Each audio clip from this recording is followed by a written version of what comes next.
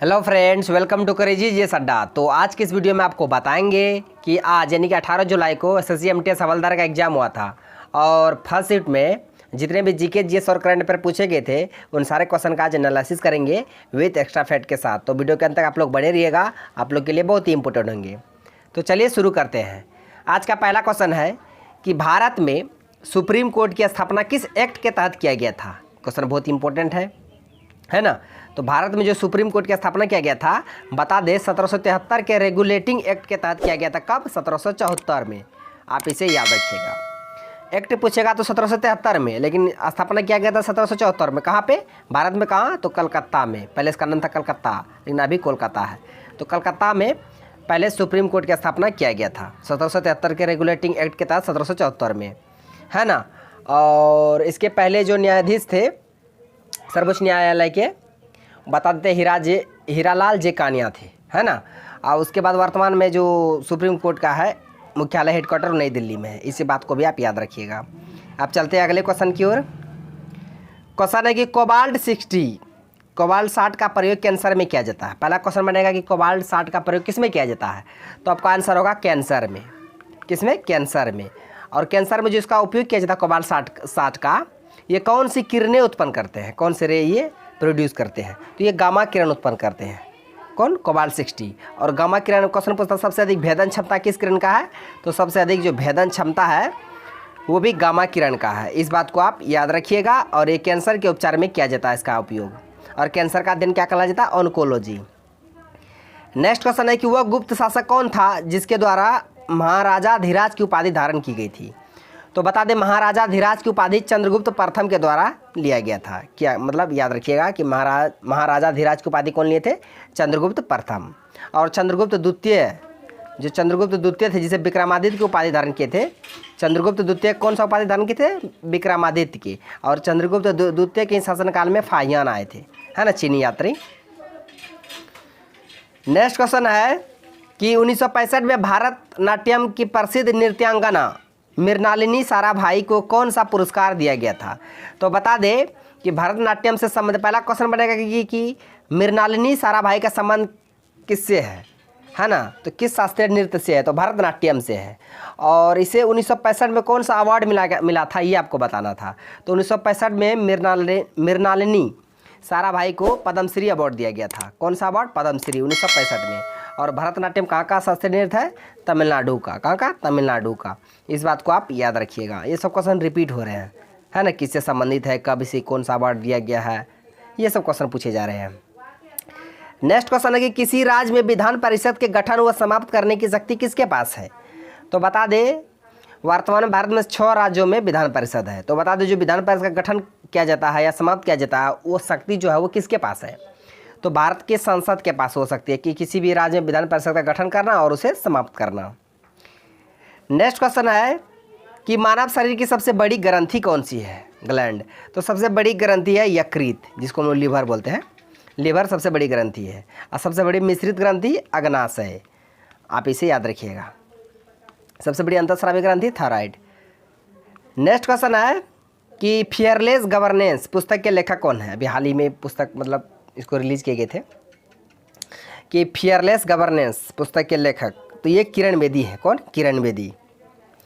Next question आपका पूछा था कि अमजद अली खां का संबंध किस वाद्य यंत्र से है। तो अमजद अली खां का संबंध सरोद से है। सरोद वादक थी ये अमजद अली खान।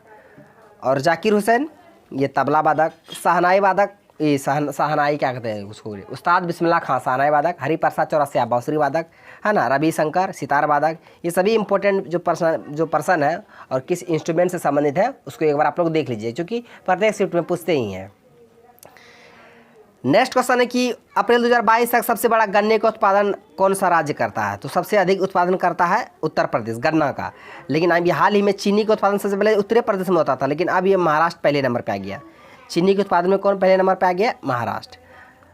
और किस राज्य में सबसे अधिक गन्ना, तो उत्तर प्रदेश में। अगर देश पूछ ले तो ब्राज़ील, देश ब्राज़ील, राज्य उत्तर प्रदेश, चीनी सबसे अधिक महाराष्ट्र। ये तीनों फैक्ट को आप याद रखिएगा। नेक्स्ट आपका पूछा था कि पृथ्वी का सबसे गहरा बिंदु कौन सा था नहीं, तो मेरियाना गर्थ, जो मेरियाना ट्रेंच है पृथ्वी का सबसे गहरा बिंदु है। ये कहाँ है? प्रशांत महासागर में, पश्चिमी प्रशांत महासागर में। इस बात को याद रखिए। पृथ्वी का सबसे गहरा खाई जो है बिंदु वो मैरियाना गर्त है। नेक्स्ट आपका पूछा था कि भारत का पहला व्यक्तिगत स्वर्ण पदक किसने जीता। तो भारत का पहला व्यक्तिगत स्वर्ण पदक अभिनव बिंद्रा जीते थे, आप इसे याद रखिएगा। और व्यक्तिगत जो स्वर्ण पदक जीते थे ओलंपिक में वो के डी यादव जीते थे, इस बात को भी आप याद रखिएगा। नेक्स्ट आपका पूछा था कि लाहो किस राज्य का लोक नृत्य है। तो बता दें लाहो ये मेघालय राज्य का लोक नृत्य है, इस बात को आप याद रखिएगा। लाहो कहाँ के हैं, मेघालय के। मेघालय की राजधानी क्या है, शिलोंग। नेक्स्ट क्वेश्चन पूछा था कि 1576 में हल्दी घाटी का युद्ध में अकबर ने किसे हराया था। तो क्वेश्चन इससे 3-4 क्वेश्चन बनेंगे हिस्ट्री से, हम बता दे रहे, आप लोग ध्यान से सुनिएगा। पहला क्वेश्चन बनेगा कि हल्दी घाटी का युद्ध कब हुआ था। तो 1576 में। कब, 1576 में। उसके बाद क्या कहते हैं, हल्दी घाटी का युद्ध किसके बीच हुआ था। तो अकबर और महाराणा प्रताप के बीच, है ना। ये हल्दी घाटी कहाँ है, तो पश्चिम बंगाल में। हल्दी घाटी जगह है पश्चिम बंगाल में। ये भी एग्जाम में पूछा कि हल्दी घाटी जो युद्ध हुआ था, हल्दी घाटी किस राज्य में है, तो पश्चिम बंगाल में। तो हल्दी घाटी का युद्ध अकबर ने किसे हरा कर जीता था, तो महाराणा प्रताप को, इस बात को अभी आप याद रखिएगा। नेक्स्ट आपका पूछा था कि स्वर्ण जयंती ग्राम स्वरोजगार योजना किस वर्ष में शुरू की गई थी। तो 1999 में, इसका करेक्ट आंसर हो जाएगा 1999।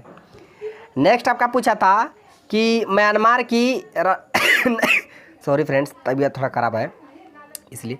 म्यांमार की नई राजधानी क्या है।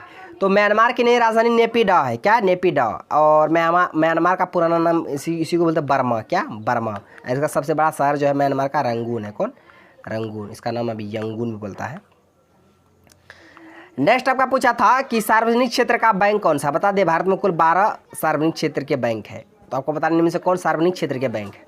ऑप्शन आपको दिया था पीएनबी, एचडीएफसी, एक्सिस, एपेक्स। तो इसका करेक्ट आंसर हो जाएगा ऑप्शन ए, यानी कि पीएनबी। पीएनबी ये सार्वजनिक क्षेत्र का बैंक है और भारत में कुल 12 सार्वजनिक क्षेत्र के बैंक है। नेक्स्ट आपसे पूछा था कि निम्नलिखित में से कौन प्रोकैरियोटिक एवं यूकेरियोटिक दोनों कोशिकाओं में पाया जाता है। तो बता दें राइबोसोम है जो कि प्रोकैरियोटिक एवं यूकेरियोटिक दोनों कोशिकाओं में पाया जाता है, इसका करेक्ट आंसर हो जाएगा राइबोसोम। नेक्स्ट आपका पूछा था कि कथकली किस राज्य का शास्त्रीय नृत्य है। तो बता दें कथकली केरल का शास्त्रीय नृत्य है। कथकली हो गया, मोहिनी अट्टम हो गया केरल का, भरतनाट्यम तमिलनाडु का, कुचिपुड़ी आंध्र प्रदेश का, सत्रिया असम का, है ना। ये सभी मतलब बातों को याद रखिएगा। और कथक उत्तर भारत का। नेक्स्ट है कि भारतीय संविधान में किस अनुच्छेद में धार्मिक स्वतंत्रता का अधिकार है। तो बता दें धार्मिक स्वतंत्रता का अधिकार अनुच्छेद 25 से लेकर 28 तक में है। 25 से लेकर 28 तक में धार्मिक स्वतंत्रता के बारे में बताया गया है। नेक्स्ट क्वेश्चन पूछा था कि किस त्यौहार में भगवान सूर्य की पूजा की जाती है। तो सबको पता है जो बिहार से होंगे। तो छठ पर्व में, छठ पूजा में भगवान सूर्य की पूजा की जाती है। भगवान सूर्यदेव और नदी का महत्व के बारे में बताया जाता है। सूर्य पूजा बिहार में प्रसिद्ध है, फेमस। नेक्स्ट है मुख्यमंत्री राजश्री योजना से क्वेश्चन पूछा था किस राज्य के द्वारा शुरू किया गया था। तो राजस्थान के द्वारा शुरू किया गया था। और जो बालिका जो लड़की होती है उनके जन्म से लेकर 12वीं तक की कक्षा, मतलब जो उसको सुविधा होता है पढ़ाई के लिए, उसको रुपया देंगे सरकार, केंद्र सरकार इस योजना के तहत 50,000 रुपया किस्त के तौर पर ऐसे, है ना, किस्त बांध दिए होंगे। और जन्म से लेकर 12वीं तक उसको मतलब अच्छे मतलब विकास मतलब पढ़ाई के लिए सब चीज़ के लिए जो खर्चा होंगे वो सरकार देंगे, मुख्यमंत्री राजश्री योजना के तहत। और कौन से सरकार, राजस्थान की सरकार। नेक्स्ट एक क्वेश्चन पूछा था कि 2021 मतलब ओलंपिक में जो हुआ था कौन सा खेल शामिल नहीं था। तो बता दें कुल 33 खेल को शामिल किया गया था, उसमें कौन नहीं है। तो बास्केटबॉल दिया था, बेसबॉल दिया था, पोलो दिया था, ब्रिज दिया हुआ था। तो इसका करेक्ट आंसर हो जाएगा ऑप्शन डी, यानी ब्रिज खेल संबंधित नहीं है। तो फ्रेंड्स ये था जो क्वेश्चन जो कि बिल्कुल एक्यूरेट और रियल प्रश्न थे, जो हम आपको विद एक्स्ट्रा फैक्ट के साथ बता दिए। तो फ्रेंड्स वीडियो कैसा लगा, यदि आपको वीडियो अच्छा लगा तो मेरा वीडियो को लाइक कीजिए तथा मेरा यूट्यूब चैनल करेजी जैसा अड्डा को सब्सक्राइब करें और बेल आइकन को भी हिट कर दीजिए ताकि हर एक लेटेस्ट वीडियो का नोटिफिकेशन तुरंत आप तक पहुंच जाए। थैंक्स फॉर वॉचिंग वीडियो, धन्यवाद। मिलते हैं अब नेक्स्ट वीडियो में नेक्स्ट टॉपिक के साथ।